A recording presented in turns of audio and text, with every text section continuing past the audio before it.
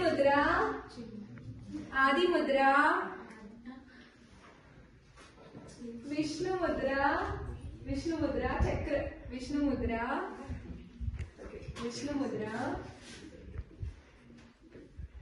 और महामुद्रा, मेरुदंड मुद्रा। और एक कौन सा किया था, बोलो? हलिनी मुद्रा, योनि मुद्रा। It's very good. Elon Musk पता है, वो विराट कोहली हमेशा इस मुद्रा में रहते हो, हमेशा।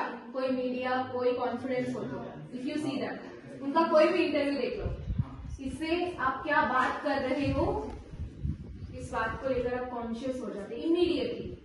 आपका पूरा फोकस खुद के ऊपर आ जाएगा। इसको क्या बोलते हैं, योनि मुद्रा। माँ कामाख्या के द्वारा आया हुआ है। कोई सुना है किसी ने शक्तिपीठ? यस, वहां से आया। चलो बहुत